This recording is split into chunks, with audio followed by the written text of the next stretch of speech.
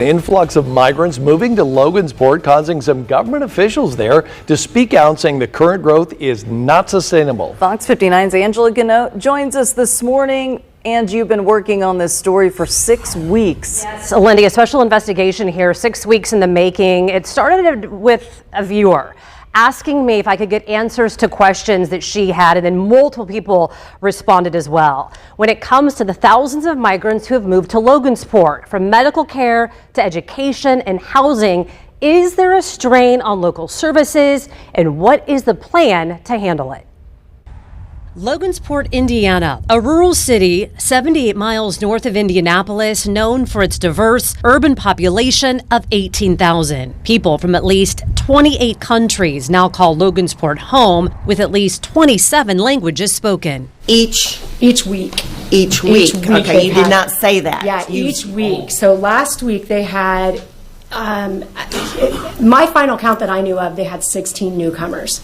That week. Then a lot of them are coming unaccompanied. A startling report from the Cass County Health Department administrator during a September county commissioner meeting. Serenity Alter sits in meetings with new children enrolled in Logansport schools. She listens to them describe their journey to the city. Most of them fly from Haiti to Nicaragua to Mexico and then to whatever state they're flying to. A lot of them, like we met a couple last week that hadn't seen their parents in about 7 years.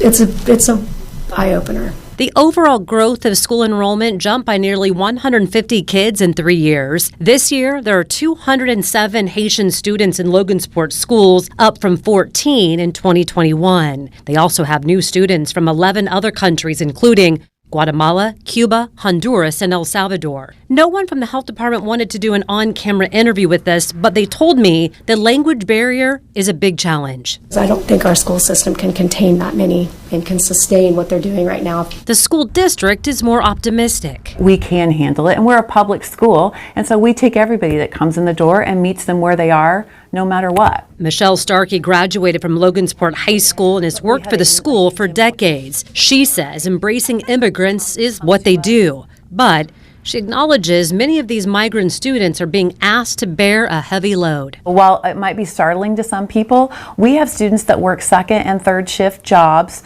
to help support their families. I stopped by the Jehovah Jireh Haitian Market on North Street and talked with the owner and asked him how many Haitian immigrants now call Logansport home. I don't know exactly, but maybe more than 2,000. Walkins moved to Logansport from Florida 4 years ago. He told me what brought him. Tyson. Watkins is talking about the Tyson meatpacking plant. He used to work there, but now owns this market. He started it because Logansport didn't have anything for the growing Haitian population. He says people are coming to earn a living. Tyson, good money.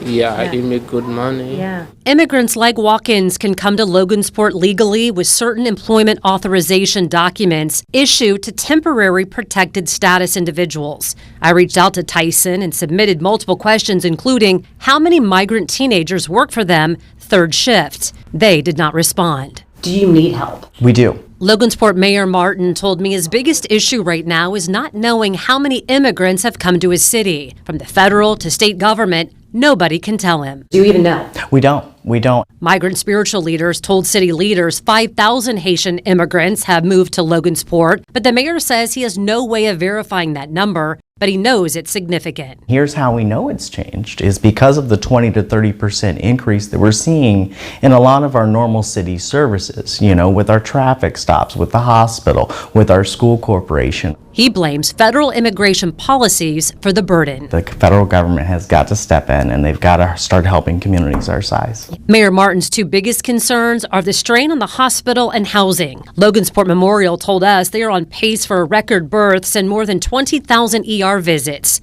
27% of their patients are also on Medicaid, and that puts a significant burden on OB care in Indiana. Immigrants and anyone else who can't pay sign up for presumptive Medicaid, apply for charity care, or a payment plan. The hospital recently asked the city council for $3 million to stabilize their operations, and it was granted. As for housing, the health department has been in homes where 20 to 25 people are living, and that's not safe. That is a big concern. Mayor Martin said his team is working on a few new housing projects, but isn't ready to divulge the specifics. He says they need help now. I will say that we have been in contact with Governor Holcomb and his office, and so we are finally getting to the next step. Mayor Martin told me he considered issuing a state of emergency, but said that will wait for now. We also reached out to the governor's office multiple times, but he never responded. Now, again, a lot to get through right there. We have more on this story on fox59.com as well, including the official statement from Logansport Hospital. We're going to continue to follow this because, as you can see in that story, there's still a lot of questions and no answers. Still, a lot of people would not talk to us. So they're thinking housing is at least more housing is one of the solutions, possibly? Possibly because right now, like you heard, 20 to 25 people are living in one home. Right.